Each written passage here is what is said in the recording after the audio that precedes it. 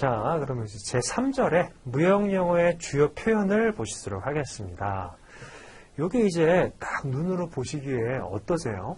보면 많이 좀 익숙한 표현들도 좀 많이 보이는 편인 것 같기도 하고, 또 봤을 때 크게 이제 어려운 타이틀들이 아니네 라고 생각을 하실 거예요. 근데 이 무역 서신들이 실제 문제에 출제가 되면은 이런 문장들 위주로 시작을 해요. 그리고 실제 무역 서신에 구성되는 내용들이 우리가 기존까지 나왔던 문제들이 문제은행 형식으로 좀 반복되다 보니까 문단이 한 3문단, 4문단 이렇게 나온다 하더라도 거기에 들어가는 내용들이 숫자만 조금씩 바뀌어가지고 비슷비슷한 내용들로 구성이 된다는 거죠.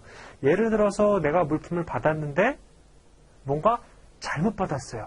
그럴 때 물품을 100개를 주문을 했는데 50개가 불량으로 왔다. 어떤 특정 회차에서 이렇게 문제가 출제가 됐다라고 한다면 그 다음 회차에서는 내가 물건을 100개를 받았는데 30개가 잘못 왔다. 이런 식으로 바뀐다라는 거예요. 혹은 이제 물론 문장 구조가 조금씩 더 바뀌기는 하겠죠. 그래서 큰 틀에서 봤을 때에는요. 대략적으로 몇 개의 어떤 무역 서신, 즉 주제별로 몇 개의 무역 서신들의 스타일만 좀 파악을 하시면은 이게 어려운 무역 서신은 아니다라는 느낌이 반드시 오실 거예요. 근데 좀 영어를 좀 잘 하시는 분들이라 하더라도 우리 무역 영어에서 사용하는 표현들은 또 익숙하지 않은 경우가 있거든요. 그러다 보니까 이 부분들은 영어에 자신이 있으시더라도 꼭 한 번씩은 다들 읽어보셔야 되는 그런 부분입니다. 근데 우리가 수업 시간에 이거를 제가 다 읽어드리지는 않을 거고 다 같이 하지는 않을 거고 그 주제별로 한 2개 내지 3개 정도씩 문장을 보면서 그 유형을 한번 파악을 해보도록 할게요. 자, 처음에 이제 시작 인사를 할 때 첫 번째입니다. 상대방의 통지를 받고 회신하는 경우가 있겠죠.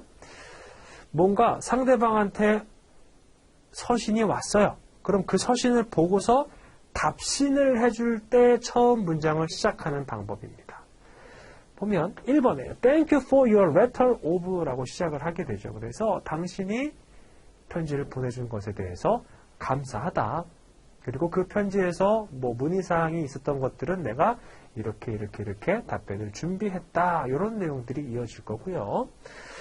또 뭐 3번에 보면은 We are obliged for your telex 라고 나오고 5번에 We thank you for your immediate response to our request for 이거 같은 경우에는 여러 번 왔다 갔다 한 것 같아요. 그렇죠? 그래서 이런 스타일의 문장도 있다라고 보시면 되겠고 다음에 2번입니다. 신규 거래를 제의하는 경우 그래서 이제 새롭게 제의하고 싶어 할 때 어떻게 시작하느냐 1번에 through the courtesy of라든지 we acquired your name 즉 거래를 제의할 때 서신에다가요 내가 당신을 어디에서 알게 됐다라고 밝혀줘야 된다라고 말씀을 드렸죠. 그러지 않으면은 좀 의심을 하겠죠. 근데 보통 이렇게 수출 거래자 아니면 수입 거래자 같은 경우에는 각 국에 무역을 담당하는 기관들이 있어요. 그쪽에다가 본인의 회사를 등록을 시켜 놓는 거죠. 우리 회사는 어느 국가하고 비즈니스 하는데 관심이 있고 어떤 물품을 비즈니스 하는데 관심이 있다. 즉 뭐 한국에도 그런 기관이 있죠. 그러면 해외에서 한국 회사하고 거래를 하고 싶으면 그 기관에다 연락을 하는 거예요. 그래서 우리는 지금 한국에다가 이런 물품들을 공급하고 싶다라든지 아니면 한국으로부터 이러한 물품들을 구매하고 싶다. 그래서 적당한 담당자를 혹은 적당한 회사를 알려달라라고 했을 때에는 그 기관에서는 당연히 등록이 돼 있으니까 알려주겠죠. 동의도 받았고. 그러면 그 내용을 서신에다가 녹여주는 거예요. 내가 한국의 코트라라는 기관으로부터 당신의 회사 이름을 그리고 이메일 주소를 알게 됐다. 이렇게 시작한다라는 거죠. 그래서 뭐 4번도 we have learned from 다 동일한 의미입니다. 자, 양가로 3번이요. 중단된 거래를 재차 시도하는 경우. 무역 거래 같은 경우에는요. 뭐 연락이 한 번 닿았다라고 해서 그게 무조건 계약으로 이루어지지는 않아요. 그렇죠? 뭐 얘기를 하다가 뭐 기분이 나빠질 수도 있고 아니면 거래 조건이 내가 생각하는 거하고 너무 터무니없이 차이가 나는 경우 이럴 때에는 그냥 거래가 중단되는 경우도 있어요. 근데 상황이 조금 바뀌거나 하게 되면은 다시 연락을 하게 되는 경우도 있겠죠. 그래서 1번에 Please refer to our last letter of 뭐 이런 거 같은 경우에는 아예 그냥 탁 끊어져 버린 경우가 아니고 뭔가 이제 텀이 좀 있었던 경우 계속해서 이어지곤 있었던 경우 보통 사용하는 문장이다. 다음에 3번에 6 months have passed since you placed order with us. 지난번에 거래가 한번 완료가 됐었어요. 6개월 전에. 그러고 나서 서로 연락을 하지 않다가 다시 연락을 하게 되는 경우. 뭐 이런 경우가 있겠죠. 자, 양가로 4번 볼게요. 회신이 지연된 경우.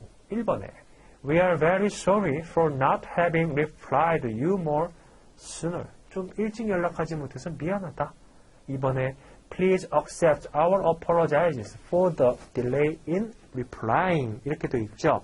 자, 그럼 보통 이렇게 reply가 늦어지게 되는 경우에는 뭐가 될까요?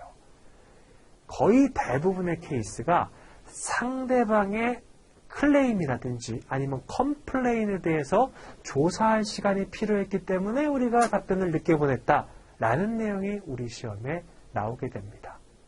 그래서 뭔가 사과를 하는 그런 내용의 뉘앙스에 메일이 갔다, 서신이 나왔다라고 한다면은 거의 대부분이 다 그런 케이스다라고 보시면 될 것 같습니다. 뭐 예를 들어서 상대방이 내가 물품 100개 주문하겠다라고 했는데 답변을 늦게 보내는 경우는 거의 없겠죠.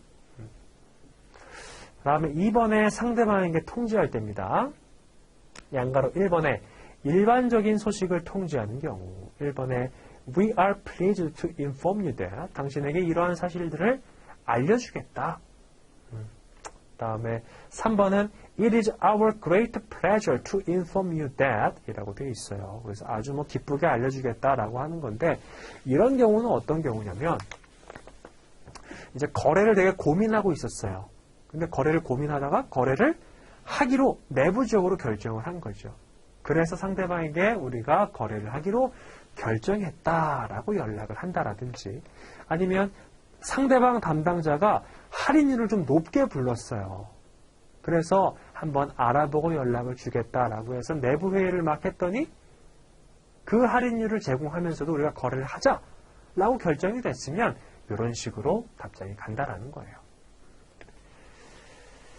다음에 양가로 2번에 상대방에게 나쁜 소식을 통지하는 경우 1번에 We regret to inform you that 이라고 되어 있습니다. 자, 요거는 또 어떤 경우냐면 방금 말씀드렸던 그 할인율의 반대 상황을 얘기하는 거예요. 예를 들어서 상대방이 10%의 할인율을 고수를 해요. 근데 우리는 8%의 할인율밖에 줄 수가 없어요. 그럼 계속해서 서로 왔다 갔다 하다가 결국에 정하는 거죠. 당신이 그렇게 10%의 할인율을 고집을 하면 우리는 거래를 할 수가 없다 라고 할 때 we regret라는 용어들이 사용이 되겠죠. 저는 지금 이제 굉장히 많이 나오는 케이스에 대해서 말씀을 드리는 거고 무조건 요 단어가 나왔다라고 해서 그 상황으로 이어지는 건 아니에요. 자, 다음에 양가로 3번에 신용조회를 요청하는 경우 그래서 Your bank has been referred by 2번에 Your name was given by as their credit reference 그 다음에 3번에 has advised us to get in touch with you concerning their standing 뭐 이런 내용들이 나오고 있습니다. 요건 어떤 경우냐면 제가 요 전 시간에 말씀드렸던 것처럼 아무래도 격지자 서로 다른 국가에 있는 담당자, 당사자 사이에 거래를 하다 보니까 서로 상대방의 신용이 굉장히 중요하다고 생각을 해요. 그래서 거래를 직접적으로 체결을 하기 전에 당신의 신용을 조회해 볼 수 있는 다른 신용조회처를 좀 알려달라고 얘기를 하는 거죠. 그게 이제 은행이 되는 경우도 되게 많이 있고요. 아니면 이 신용조회처를 알려달라고 했을 때에는 지금 내가 거래하고 있는 다른 회사의 이름을 알려주기도 해요. 그 회사한테 물어보면은 내가 얼마나 믿을 만한 회사인지 알 수 있을 거다라는 식으로요. 그러면은 이 신용조회처로 언급된 회사에서는 답변을 줄 때 크게 두 가지 케이스로 나뉘게 되겠죠. 내가 거래하고 있는 이 회사가 대금도 잘 지급하고 뭐 문제 없어요. 기한도 잘 지켜줘요. 그러면 이 회사는 괜찮은 회사다. 우리 지금 미지불된 금액도 하나도 없고 우리가 신뢰할 만한 관계이기 때문에 거의 10년 넘게 거래를 계속해오고 있다. 이런 식으로 한다라든지 아니면 반대 케이스는 어때요? 이 회사가 다 좋은데 대금 지불 기한을 잘 안 지킨다. 거래하는 거는 좀 생각해봐라. 라는 식으로 답장이 올 거예요. 자, 그게 이제 4번 내용하고도 연결이 된다라는 거죠. 신용조회에 회신하는 경우. 1번에 in reply to your credit inquiry. 2번에 뭐 replying your inquiry of. 즉, 신용조회를 요청을 했고 그 요청을 받은 당사자가 신용조회 대상이 되는 업체들을 언급할 때 이러한 표현들이 사용이 됩니다. 그래서 우리 시험에서 이 신용조회와 관련해서 신용조회 처를 요구하는 경우 케이스 하나고요. 그 다음에 그 신용조회처에다가 내가 신용조회를 요청하는 것들도 하나의 케이스로 나오고 또 그 신용조회처에서 신용에 대해서 언급해주는 무역서신도 하나의 종류로 나와요. 그래서 크게 신용조회가 나오게 된다면 이 세 가지 케이스 중에 하나가 나오게 될 거고 그 다음에 3번에 상대방에게 요청할 때 1번에 We shall much appreciate it if you will send us. 뭔가를 보내달라고 할 때 보내주면 참 감사하겠다. 이렇게 시작을 하게 된다라는 거죠. 그래서 5번에 좀 익숙한 표현이에요. We would like to receive your offer 라든지 8번에 You would oblige us by sending us your commission과 같은 표현들이 있을 겁니다. 4번에 자신의 회사를 소개할 때 처음에 얘기할 때 물론 신용조회 당신의 이름을 당신의 회사 이름을 어디에서 들었다라고 얘기하는 것도 중요하지만 그렇게 된 다음에 우리는 어떤 회사다라고도 얘기를 해줘야 돼요. 그게 당연하겠죠. 그래서 1번에 We take this opportunity to introduce ourselves that 이라고 하면서 밝히든지 아니면 3번에 It is our great pleasure to introduce our company to you. 아무래도 처음 이제 소개하는 자리다 보니까 이렇게 어떤 격식을 갖춘 표현들을 많이 사용하는 편입니다. 그래서 이거는 아무래도 비즈니스 레터의 한 종류이다 보니까 좀 이렇게 격식을 차린 그러한 문장들이 많이 보여요. 다음에 5번 상대방에게 감사를 표할 때 1번에 We wish to express our thanks to your wholehearted reception which you paid to our president. 2번에 Thank you for your message of sympathy regarding 이라고 하면서 보통 이제 감사를 표할 때는 Thank you가 붙든가 아니면 Appreciate이 붙든가 많이 그렇죠. 다음에 6번에 통신문에 동복물이 포함되어 있을 경우 enclosed라는 표현이 가장 많이 사용이 되기도 하고요. 그 다음에 attached라는 표현도 많이 사용이 돼요. 그 다음에 7번에 신용조회처 제시할 때 신용조회처를 좀 알려달라고 할 때 사용할 수 있는 표현인 것이요. 그래서 1번에 We wish to refer you to 아니면 2번에 regarding to our reference, please contact 하면서 연락처를 알려준다라든지 하는 표현이 되겠습니다. 8번에 종료 인사를 할 때는요. 1번에 상대방의 회신을 기다리는 경우 1번에 We are looking forward to hearing from you in this matter. 그래서 당신의 답장을 기다리겠다. 이런 표현을 가장 많이 사용을 하는 거죠. 다음에 양가로 2번 가볼게요. 상대방의 확인을 필요로 하는 경우 1번에 Please confirm the receipt of this order as soon as possible. 2번에 We request you to acknowledge our letter. 그래서 뭐 보통 뭔가 확인 요청을 하거나 뭔가를 달라고 하거나 라고 얘기할 때에는 이렇게 please라는 말이 많이 붙습니다. 그 다음에 양가로 3번에 상대방에게 오퍼 또는 견본 등을 요청하는 경우 1번에 We shall be glad to receive your offer by written mail. 2번 We request you to send us your quotation. 그래서 quotation 같은 경우에는 뭔가 이제 견적을 얘기하는 거예요. 3번에 Kindly forward us the relevant catalog and samples. 카탈로그하고 샘플을 좀 달라. 이런 겁니다. 4번 견본 오퍼 등을 발송하는 경우 1번에 It will be our great pleasure to serve you at any time. 2번에 May we expect your tentative order by written mail. 뭐 이런 것들이 되겠죠.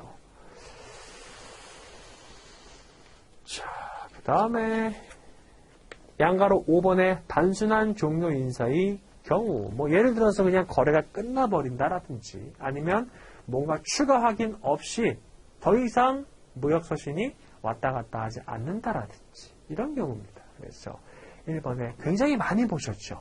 Best regards 라고 하고 2번에 with kindness regards 라고 한다든지 이런 것들이 있습니다. 자, 다음에 2번 한번 가볼게요. 무역영어의 주요 구문 1번에 기꺼이 무엇을 하다 1번 We are pleased to 라고 해서 뭔가를 해주겠다 라는 거죠. 그 다음에 4번에 It gives us much pleasure to 이렇게 표현을 하고 그 다음에 2번에 감사하다라는 표현은 한번 보시고 이 obliged가 감사하다라는 표현이에요. 그거는 기억을 해두시고요. 그 다음에 3번 유감으로 생각하다. 그래서 뭐 sorry라는 표현이라든지 아니면 regret라는 표현이라든지 이런 것들이 많이 사용이 되고 4번에 뭐뭇을 해달라라고 할 때에는 1번에 We shall be glad if you will 이라고 하면서 당신에게 뭔가를 해달라고 요청을 할 때 사용하는 표현이라는 거죠. 다음에 7번 가볼게요. Please let us know about 뭐뭐에 대해서 좀 알려달라 라고 표현을 할 때 그 다음에 15번에 May we ask a favor of you by 땡땡땡 이라고도 들어갑니다. 그래서 뭐 이런 표현들은 사실은 한 번만 보고서도 다 이제 아 이거 이런 표현이지 라고 기억이 되살아날 만한 그런 문장들이에요. 다음에 5번 뭐뭇을 보내달라 뭐 샘플이라든지 아니면 카탈로그라든지 견적서라든지 이런 것들 그래서 please send us, please let us have 뭐 이런 식으로 사용을 하고 그 다음에 이제 신용 조회하고는 조금 다르게 거래처를 조회할 때 거래처를 알게 되면은 그 사람한테 연락할 때 말을 해줘야 되죠. 1번에 We have learned from 어디로부터 당신의 이름을 듣게 됐다. 이런 표현들 들어가고 그 다음에 7번에 뭐뭐일자의 귀서안을 받았다. 1번 We thank you very much for your letter of 요거는 보통 서신을 받은 다음에 답신 메일을 쓸 때 많이 들어가는 표현이에요. 그 다음에 8번에 그 회답을 기다립니다. 보통 뭔가 물어봤을 때 아니면 뭔가 요청을 할 때 끝맺은 말로 사용하는 표현이고 1번에 We look forward to your reply soon. 그 다음 2번에 We look forward to receiving your early reply. 이런 것들이 들어가겠죠. 9번에 뭐 이 신용조회에 대한 내용, 그 다음에 10번에 동복물 이런 것들 나오고 읽어보시고 11번에 귀사의 요구에 따라 라는 표현은요. as requested 혹은 as required 이런 표현들이 많이 사용이 되고 그 다음에 12번에 이 신속히라는 표현은 사실은 무역서신에서 지양해야 될 단어이긴 합니다. 볼게요. as soon as, without delay, promptly, immediately 다 무슨 의미예요? 빨리, 신속히, 조속히 이런 뜻이에요. 근데 이게 진짜 빨리 되거나 아니면 조속히 되거나 라는 것의 기준은 이게 작성하는 사람, 그리고 그 서신을 받는 사람 모두 다 해석이 달라지게 됩니다. 그렇죠? 그래서 뭐 누군가는 빨리라는 표현을 하루라고 생각하는 경우도 있고 누구는 빨리라는 표현을 1시간 이내라고 생각하는 경우도 있고 다 다르죠. 그래서 보통 이런 표현들은 우리가 무역서신에서 빼야 된다, 지양해야 된다 이렇게 이제 이론적으로는 학습을 하게 돼요. 근데 무역서신을 작성을 하다 보면은 이런 표현이 들어가게 되는 경우도 있어요. 그리고 우리 시험에서도 무역서신 샘플이 나오게 되면은 이런 표현들이 들어가 있기는 합니다. 그래서 무역서신에 들어가 있다라고 해서 어색하다라고 생각은 하지 마시고 단 무역서신에 이런 표현이 들어가 있는데 이러한 표현들의 밑줄이 딱 그어져 있어요. 그리고 이 표현이 과연 무역서신에 적절한지 그렇지 않은지 나머지 세 개하고 같이 이렇게 나오는 경우가 있거든요. 그럴 때에는 좀 지양해야 되는 표현이 맞다라고 보시면 되겠죠. 물론 이제 이런 표현들이 나왔다 하더라도요. 완벽하게 틀린 어떤 표현들이 있는 경우에는 얘가 답이 아닐 수도 있습니다. 그런 것들은 상황에 따라 고려가 되어야 될 거고. 자, 13번. 뭐뭐일 이내에 귀사에 해답이 도착하는 것을 조건으로 우리가 거래를 하자라고 이렇게 제안을 했는데 상대방이 언제까지 승낙의 의사표시를 보내줘야 될 때 그럴 때 사용하는 표현이에요. 1번에 subject to your reply received here within 땡땡땡 days 며칠 이내에 승낙이 도달해야 된다. 이런 것들. 그 다음에 14번 뭐뭐에 관하여라는 표현 as for, concerning, regarding, in regard to, as regard 다양한데 이런 것들을 왜 보셔야 되냐면 무역서신이 딱 샘플로 나와요. 그리고 중간에 예를 들어서 as for라는 표현이 나와 있습니다. 그럼 거기에 딱 밑줄이 들어가 있어요. 그리고 문제에는 뭐라고 언급이 되어 있느냐? 다음 중 밑줄 친 as for에 유사한 표현이 아닌 것은 이라고 해서 여기 concerning, regarding, as regard 이렇게 쭉쭉쭉 나와요. 그리고 엉뚱한 거 하나 들어가 있는 거죠. 그렇게 유사어, 반의어 이런 것들을 찾는 문제도 출제가 됩니다. 그럼 15번에 무엇을 알려드리게 되어 유감입니다. 그래서 regret 들어가면은 그런 표현이다 라는 거고 그 다음에 16번도 한번 읽어보시고요. 다음에 17번에 무엇을 확약한다. 그래서 1번에 please be assured that 혹은 4번에 we assure you that assure이 뭔가 확신을 주다, 확답을 주다 이런 표현이죠. 18번에 뭐뭐와 거래하고 싶다. 1번 we would like to do business with. 그래서 이거는 직접적으로 거래하고 싶다라는 의사를 표현하는 문장이고요. 19번에 오늘 전보 다음과 같이 확인한다. 1번 we confirm our cable of today as follows. 그래서 전보를 받게 되면은 그 내용을 서로 공식적으로 공유를 하는 거죠. 그래서 이해하는 바가 다르지 않는지 확인하는 작업을 거치는 거고 20번에 주문 기다리고 그 다음에 21번에 맺은 말 이런 부분들은 한 번씩 읽어보시면 될 것 같고요. 그 다음에 22번에 기타 부분이 있어요. 보면 upon consideration 검토한 결과 22번에 upon investigation 조사한 결과 이렇게 조사한 결과라고 같은 경우에는 물품에 하자가 있는 상태로 바이어가 수령을 한 경우 셀러한테 따지겠죠. 이거 왜 잘못됐느냐? 그러면 셀러는 조사를 한 다음에 답신을 보내게 됩니다. 그럴 때 이러한 표현이 같이 해당 서신에 포함이 되겠죠. 그렇게 보시면 될 것 같아요. 그래서 말씀드렸던 것처럼 이 표현 자체가 어색하거나 어렵거나 처음 들어봤거나 그러지는 않아요. 보면은 단어들도 regret 아니면 please, no 이런 식으로 구성이 되어 있기 때문에 어려운 표현이 아니에요.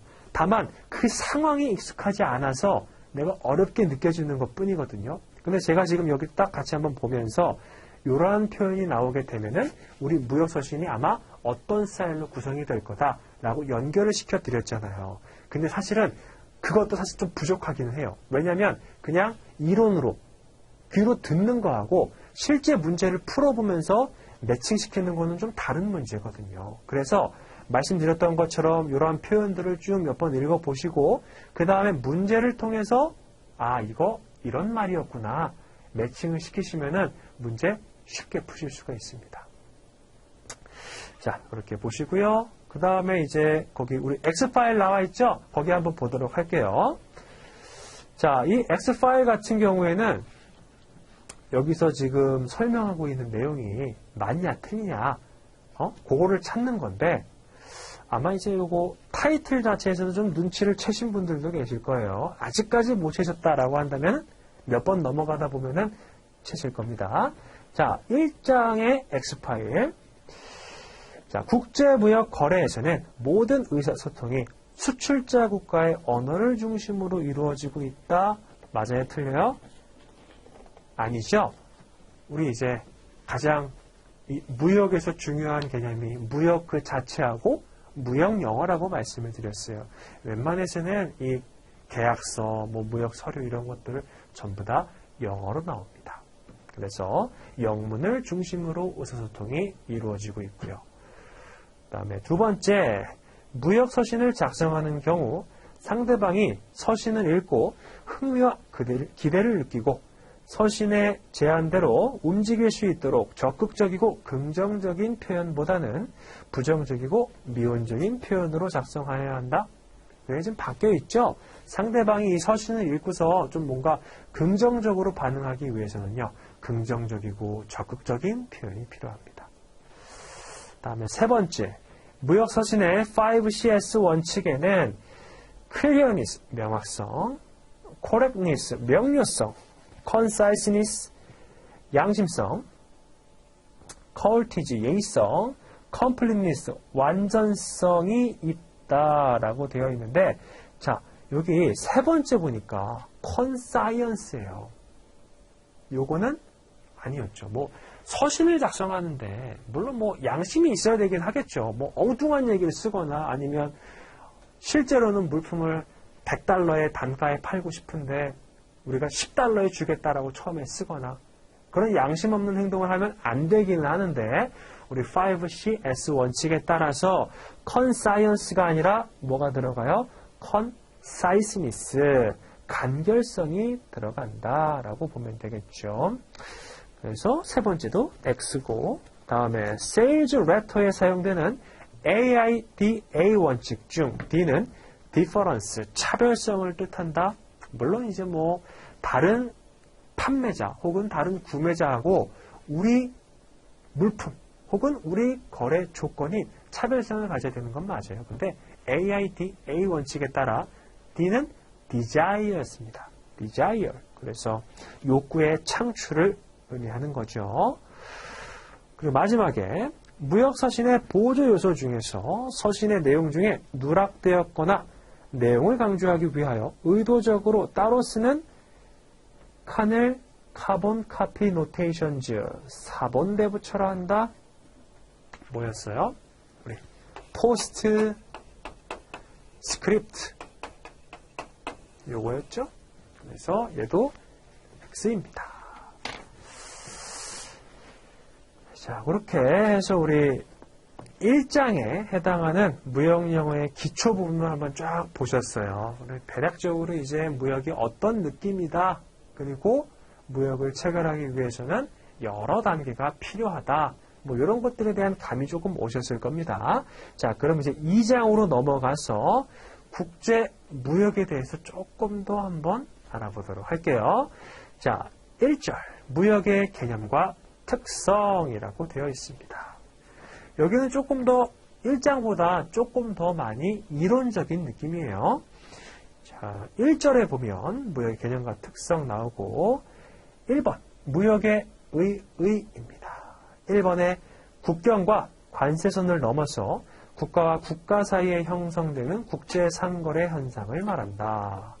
상업의 일종이지만 그 거래의 대상과 지역을 외국 국가나 시장에 두고 있는 국제상거래라는 점이 국내 거래와는 다르다. 그래서 일단은 기본적으로 이 무역거래는요, 한국에서 A하고 B가 거래하는 경우를 얘기를 하는 게 아니고, 한국하고 미국에 있는 C하고 거래하는 경우, 이런 것들을 우리가 무역거래라고 한다라는 거죠. 근데 요거는 그냥 참고 삼아 알아두세요. A하고 B가 이렇게 국내에서 거래한다 하더라도요, 얘도 무역거래라고 볼 수 있는 경우가 있어요. 예를 들어서 A하고 C가 계약을 체결을 하고 C가 A한테 돈을 줬습니다. 그러면서 뭐라고 얘기했냐? 한국에 있는 B한테 물품을 공급해줘라. 그럼 이런 것들은 어떤 측면에서 봤을 때는 무역거래가 되기도 해요. 근데 기본적으로 원칙적으로 해외에 있는 당사자하고 거래하는 경우를 무역이라고 얘기를 한다까지 기억을 해두시면 되겠고, 다음에 2번의 무역의 유사 개념입니다. 1번 외국 무역 또는 대외 무역, 외국과의 사이에 이루어지는 대외 거래를 의미한다. 다음에 2번의 국제 무역 또는 세계 무역이죠. 세계의 모든 국가가 국제상거래에 참여한다는 의미이다. 그래서 이제 요즘에는 정말 이제 인터넷이 엄청나게 발달을 하고 통신사도 발달을 했기 때문에 뭔가 이론적으로는 소외되는 국가가 없다라는 전제예요. 그 전제 하에서 이러한 용어들이 나왔다라는 거죠. 마음만 먹으면은 어떠한 국가하고도 거래를 체결할 수 있다. 뭐 이런 내용입니다. 뭐 이상적인 내용이죠. 자, 2번의 무역의 대상, 1번의 협의와 광의의 의미 이렇게 돼 있어요. 우리가 뭐 협의의 표현, 광의의 표현 이런 단어도 쓰긴 하는데 협의라고 한다면은 뭔가를 좀 좁게 해석을 하는 거예요. 광의는 뭐예요? 똑같은 거를 더 넓은 의미에서 좀 넓게 봐서 해석을 하는 걸 얘기를 하는 거죠. 그래서 협의의 의미는 단순한 물품 거래, 즉 상품의 수출입을 의미한다. 무역의 대상을 물품으로 한정해서 해석을 하는 걸 협의의 의미라고 보는 겁니다. 광의의 의미는 넓게 보는 거죠. 상품의 수출입 외에 자본, 기술, 용역, 노동 등 국제적 이동을 수반하는 국가들의 경제 거래를 의미한다. 그래서 요런 차이가 있어요. 우리 뭐 한국의 그 가수들 요런 사람들이 요즘에 뭐 국제적으로 되게 유명해졌죠. 그리고 이제 그런 소비도 많이 활발하게 되고 있고. 그래서 이렇게 예전 같으면 그 음반 있죠. 앨범. 그런 것들이 해외로 이렇게 직접 수출이 되면은 그거에 대해서는 수출의 대상으로 많이 봤었어요. 근데 시대가 변하고 하다 보니까 점점 어떻게 돼요? 이렇게 앨범이라든지 이런 거에 소비가 많이 되지 않고 온라인으로 전송하고 온라인으로 다운받고 하면서 소비되는 경우가 굉장히 많아졌죠. 그 두 번째 케이스가 바로 광의의 의미에서의 무역의 대상이라고 보시면 돼요. 그래서 뭐 그런 것들 아니면 뭐 노동이라든지 용역 이런 것들도 마찬가지로 무역의 대상이 된다라는 겁니다. 그래서 우리 서두에 말씀드렸던 것처럼 한국에서 무역을 가장 이제 꽉 잡고 있는 법이 관세법이에요. 근데 그 관세법에서는 아직까지도 수출의 대상 혹은 수입의 대상을 물품으로 한정을 해놓고 있습니다. 그래서 가만히 한번 생각을 해보면 우리가 해외 직구나 이런 것들을 할 때 면세 금액이 넘어가게 되면은 세금을 내죠. 관세를. 예를 들어서 이게 국가별로 조금 다른데 미국 같은 경우에는 우리가 $200까지는 면세 금액이에요. 그리고 미국을 제외한 나머지 국가들은 $150거든요. 뭐 그거는 이제 해외 직구에 관심 있으신 분들은 다들 알고 계실 텐데 그래서 똑같은 물품을 구매를 해요. 예를 들면은 음반을 한 25만 원짜리 그럼 $200가 넘죠. 그런 것들을 실제 앨범으로 구매하는 경우에는 관세를 내야 되는데 해외에서 다운로드, 사이트에서 다운로드 받는 경우에는 관세가 납부되지 않습니다. 그런 차이가 있어요. 왜냐하면 후자는 실물이 아니라 그냥 온라인으로 컴퓨터 파일로 다운받는 무채물이라는 거예요. 자, 그렇게 보시고 다음에 2번의 무역의 대상입니다. 1번의 상품 거래. 오늘날 무역거래의 대부분을 차지하는 것으로 원료, 공업제품 및 식료품 등의 거래가 여기에 해당한다. 눈에 보이는 무역 또는 유형 무역이라고도 한다. 실제 우리가 눈으로 볼 수 있는 모든 물품들이 전부 다 무역의 대상이 될 수가 있습니다. 뭐 그렇다고 해서 뭐 산 이런 거는 아니에요. 다음에 2번에 기술거래. 외국과 기술 원조 및 기술 제휴 계약을 체결을 하고 그 제공한 기술의 대가를 받게 되는 특허권, 실용신안권, 상표권, 의장권 등과 같은 공업 소유권, 뭐 산업 소유권 이렇게도 얘기를 합니다. 양도 및 노하우 제공 등의 형태로 이루어지고 있는 것을 말한다. 기술 이외에 저작권, 뭐 광업권, 어업권 등 무형재산권도 중요한 대상이 된다. 그래서 그런 얘기 한번 들어보셨을 것 같아요. 우리 로열티. 이거는 예를 들면은 상표권을 한번 예를 들어 볼게요. 내가 특정한 상표를 가지고 있고 이거를 특허를 딱 신청을 해서 상표권 권리자가 됐습니다. 그럼 앞으로 이 상표를 다른 사람이 사용하려면은 나한테 허락을 받아야 돼요. 그럼 내가 상대방에게 허락을 해주면서 뭘 달라고 하는 거예요? 사용료를 달라고 하는 거죠. 그 사용료를 우리가 로열티라고 얘기를 하는 거예요. 이렇게 보시고 다음에 3번에 용역거래. 상대방에 대한 서비스, 노무 등의 유상 제공이나 유상 거래를 말하며 상품을 외국에 운송하는 수송 서비스, 운송 중의 화물에 대한 보험 서비스의 제공에 대한 대가로 지급과 수취되는 운임, 보험료, 수수료 등이 해당한다. 그래서 뭐 예를 들면은 한국의 법률사무소가 외국인한테 법률 서비스를 제공을 했어요. 그러면 그것도 수출로 보는 거예요. 자, 4번의 자본거래입니다. 단기 자본이나 장기 자본이 국제적으로 이동하는 것으로 서비스의 제공이나 상품의 판매와는 직접적인 관계없이 외국에 자본을 대여해 주거나 투자한 후 이자, 배당금 등을 받는 행위 또는 상품 대금을 대여해 주는 신용공여 등이 자본거래이다 라고 되어 있어요. 그래서 이 자본거래의 한 종류로는요, 우리가 돈을 빌리는 것도 사실은 자본거래예요. 그래서 앞으로 누군가한테 돈을 빌릴 때 돈을 빌린다라고 하지 말고 뭐 자본거래를 하자 이렇게 얘기하셔도 괜찮겠죠. 물론 이제 자본거래 같은 경우에는 외화로 할 때 우리가 자본거래라고 얘기하긴 하지만 뭐 그런 것들도 있습니다. 자, 3번의 무역의 특징. 1번에 거래 절차의 복잡성과 위험 발생.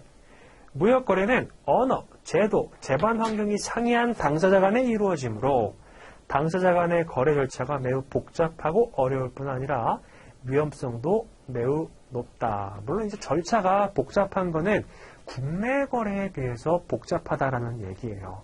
그래서 국내 거래 같은 경우에는 뭔가 이제 잘 안 풀리고 답답하고 그러면은 만나서 얘기하자라고 하면 뭐 한국에서 끝에서 끝이라고 하면은 뭐 강원도에서 제주도인데 뭐 하루 안 걸리죠. 그렇죠? 뭐 반나절이면은 얼마든지 왔다 갔다 합니다. 그래서 근데 무역 거래다. 근데 한국에 있는 사람이 유럽에 있는 사람이랑 거래를 해요. 그러면 보통 이제 뭐 비행기 같은 경우에는 좀 이제 그래도 꽤 짧게 걸리겠지만 만약에 배를 타고 간다라고 했을 때에는 보통 한 1개월 반 정도가 걸리거든요. 한국에서 유럽까지. 근데 그렇게 되면 굉장히 좀 멀리 느껴지거든요. 그래서 그런 것들이 좀 복잡함을 유발하는 또 하나의 원인이 되기도 하죠. 그래서 위험성도 마찬가지로 높은 거예요. 자, 1번에 Transportation Risk, 운송 위험. 원거리 운송에 따른 물품 손상의 위험이며 해상보험에 의해 극복될 수 있다. 말씀드렸던 것처럼 한국에서 유럽 가는데 배 타고 45일 걸리거든요. 근데 우리 무역에서도요, 비행기가 뭐 엄청 빨라지고 그 다음에 값도 좀 예전에 비해서 저렴해지고 한다 하더라도요, 아직까지는 배로 운송하는 것만큼 그렇게 저렴해지지 않았습니다. 아마 이제 이용료가 비행기하고 배가 이렇게 역전되는 경우는 아마 한 100년 안에는 못 볼 것 같기는 한데 어쨌든 그래서 이 무역거래 같은 경우에는요, 거의 90% 이상이 전부 다 해상 운송을 이용을 하고 있어요. 이게 만약에 거의 90% 이상을 비행기로 운송하겠다라고 하면은 일단은 비행기가 부족한 것도 부족한 거지만 해외에서 한국으로 들어올 때 운임이 배 타고 들어오는 거에 비해서 많으면 거의 한 10배 가까이 올라가거든요. 그렇게 되면 그 운임들이 전부 다 물품 단가에 탁탁탁 반영이 돼요. 바꿔 얘기하면 우리가 물품 구매할 때 가격이 그만큼 뛴다라는 거죠. 그래서 이 고가품이라든지 이런 것들은 비행기로 운송을 하지만 웬만해서는 다 배로 들어옵니다. 그러면 이렇게 배로 들어오게 되면은 말씀드렸던 것처럼 뭐 45일이 걸리고 또 미국 같은 경우에는 거의 한 25일에서 30일 정도가 걸려요. 그러면 그 운송 구간 중간에 손상될 수 있는 확률이 매우 높겠죠.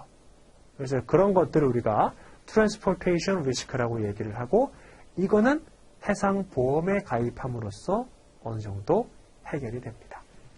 이번에 크레딧 리스크, 신용위험. 국적을 달리하는 상대방에 대한 신용상태의 불확실성으로 인한 수출대금의 회수불능 위험으로 신용장에 의해 극복될 수 있다. 자, 신용상태의 불확실성, 그래서 크레딧 리스크라고 얘기를 하고요. 이거는 수출자가 수입자에 대해서 갖는 불안감을 나타내는 거예요. 수출자가 수입자한테 물품을 먼저 줬는데 수입자가 대금을 지불 안 하는 거예요. 그럴 때 크레딧 리스크에 노출됐다라고 얘기를 하는 거죠. 그래서 요거는 거기 뒤에 보시면 신용장에 의해 극복될 수 있다라고 나와 있는데 우리 아직 신용장에 대해서 배우지 않았으니까 간략하게만 말씀을 드리면 이 대금 결제 과정에 중간에 은행이 끼어드는 거예요. 그래서 은행이 수입자를 대신해서 수출자한테 대신 돈을 주는 거죠. 그럼 수출자 입장에서는 믿을 만한 제3의 기관이 나타났으니까 환영을 한다라는 겁니다. 3번에 mercantile risk. 자, 수출자가 수입자에 대해서 갖는 리스크에서 나왔으니까 반대로 수입자가 수출자에 대해서 갖는 리스크에 대해서 언급이 있어야겠죠? 이겁니다. 수입업자가 수출업자에 대해 가지는 정확한 계약 물품의 수치 위험으로 신용장에 의해서 극복될 수 있다. 뭐 뒤에 나와 있는 거는 위에 거랑 똑같으니까 조금 이따가 말씀을 드리고 이것도요. 예를 들어서 수입자가 수출자한테 돈을 먼저 줬어요. 선불로 줬어요. 근데 수출자가 물건을 안 보냅니다. 또는 수출자가 물건을 보냈는데 내가 주문한 거하고 다른 물품이에요. 혹은 다른 품질의 거예요. 그럴 경우에 이 mercantile risk, 상업 위험에 노출됐다라고 얘기를 하고 있습니다. 이것도 마찬가지로 아까 그 신용장 거래를 했을 때 은행이 중간에 수입자 대신에 수출자한테 돈을 준다. 대금 지급을 해준다라고 말씀을 드렸죠. 근데 수출자가 은행한테 돈을 받아가기 위해서는 계약된 내용대로 물품을 배에다가 선적했다라는 증빙 서류를 제시해야 돼요. 그래서 이 상업 위험도 신용장에 의해서 극복이 가능하다라는 겁니다. 물론 100% 해지가 되지는 않아요. 자, 4번에 exchange risk, 환 위험이고요. 국제시장에서의 가격 변동이나 통화의 환율 변동 등으로 인하여 발생하는 위험으로 환 예약에 의해서 극복될 수 있다. 우리 해외여행 가는 것들, 이런 것들이 지금은 조금 이제 제한이 돼 있지만 예전에 이제 해외여행 가는 게 조금 자연스러웠을 때 다들 해외에 한 번씩 나가보신 경험이 있을 거예요. 근데 나가기 전에 그 나라 가서 돈을 좀 써야 되니까 은행에 가서 내가 가지고 있는 원화를 미 달러화로 바꾸는 환전을 좀 했죠.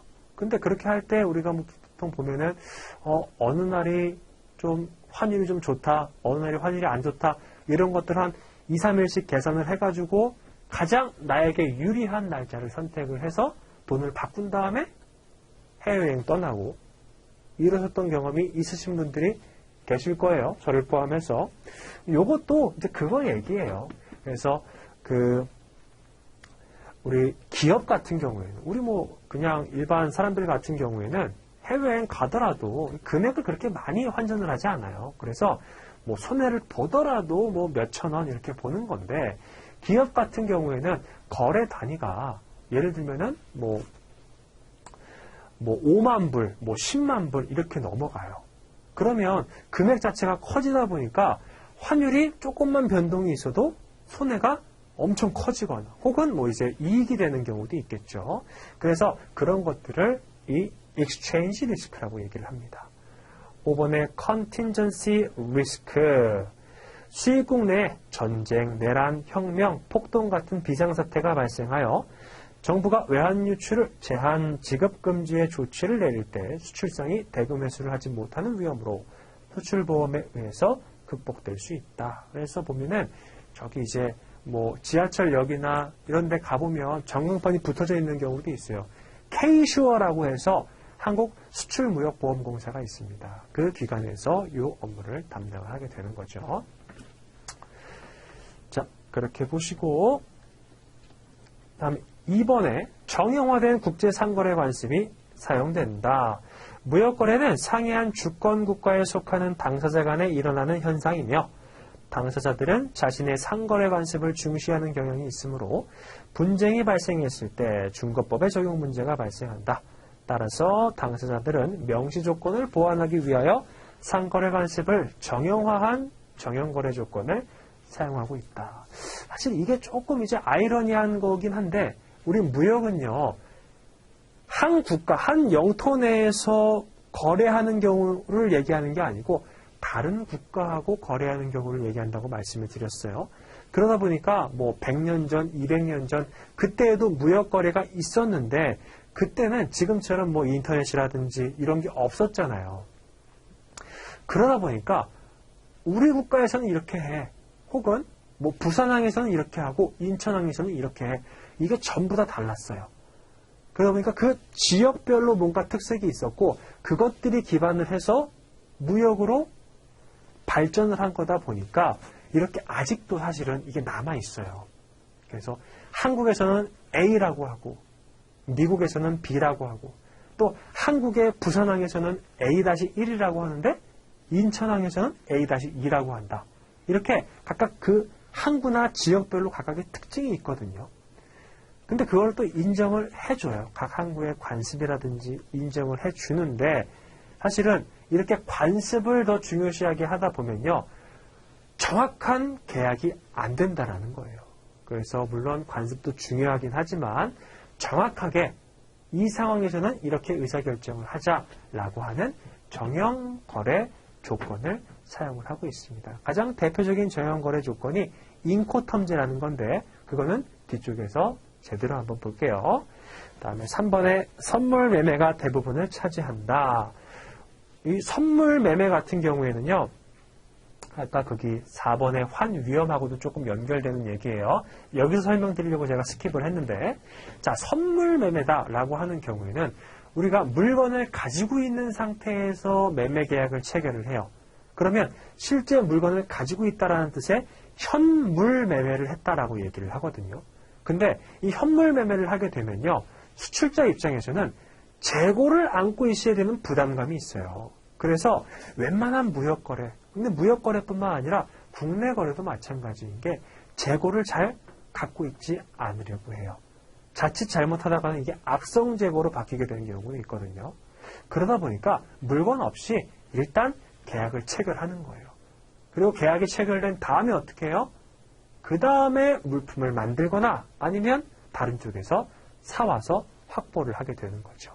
그래서 물품이 없는 상태로 계약을 체결하는 게 이 선물 매매다라고 보시면 되고 아까 4번의 환위험에서도 보시면 선물한 제도가 있죠. 이것도 그거예요. 내가 환전을 해야 돼요. 물품을 수출을 하면은 달러가 들어오죠. 대금으로 받죠. 그럼 얘를 내가 한국 돈으로 바꿔야 되는데 불안한 거예요. 환율이 떨어질지 올라갈지를 모르니까. 그래서 미리 그 환율을 약정을 해놓는 제도를 얘기하는 겁니다. 이런 것들은 조금 이제 내용이 더 깊숙하게 들어가야 되니까 이 정도까지만 알아두시면 됩니다. 다음에 4번에 해상 운송이 주종을 이룬다. 잠깐 설명드렸죠. 그래서 무역은 옛날부터 주로 바다에서 재래선 중심의 해상 운송을 중심으로 하여 발전되어 왔기 때문에 섬나라이든 대륙국가이든 간에 해상 의존도가 높게 나타난다. 오늘날 대부분의 거래에서도 CIF나 FOB 같은, 이거는 지금 정형거래 조건 인코텀지 있죠? 그거에 대한 내용이라서 이 부분 잠깐 스킵하세요. 해상 운송 체제를 바탕으로 하는 무역 조건이 채택되어 거래 당사자의 권리, 의무, 계약 내용을 결정하고 있다. 그래서 대부분이 다 해상 운송으로 진행되고 있다는 점 알아두시고, 5번에 복잡한 개입 당사자와 다수 복합계약의 체결. 무역거래는 수출입업자, 제조업자, 금융업자, 운송업자, 보험업자 등 여러 관련 당사자가 필연적으로 개재된다. 무역거래는 매매계약을 주계약으로 하고 운송보험, 결제, 환계약 등을 종속계약으로 하여 복합적으로 이행된다. 자, 예를 들면 이런 거죠. 이렇게 매매계약이 체결이 되면요. 이제 단가가 얼마고 수량이 얼마고 이런 것들이 쫙 언급이 돼요. 근데 이런 것도 있습니다. 물품을 어떠한 방식으로 운송을 할 거냐, 예를 들어 배로 운송할 거냐, 비행기로 할 거냐, 아니면 잠깐 언급했던 그 인코텀즈 조건 중에서 어떤 조건을 할 거냐, 혹은 대금 결제는 어떤 방식으로 할 거냐, 송금으로 할 거냐, 아니면 신용장으로 할 거냐, 또는 보험 계약을 매도인하고 매수인 중에 누가 체결해야 될 거냐, 이런 내용들이 쭉 정해지게 되겠죠. 이게 주계약을 얘기를 하는 거고요. 이 주계약에 따라서 이 정해진 내용들을 가지고 또 각각의 종속계약들이 체결이 된다라는 거예요. 그래서 매매계약이 하나가 딱 체결되면요, 요거를 근거로 해서 여러 개의 종속계약이 나온다. 그래서 당사자가 여러 명이 나올 수밖에 없다라는 내용입니다. 그렇죠? 그래서 이번 시간 여기까지 보시고 잠깐 쉬었다가 제2절 들어갈게요.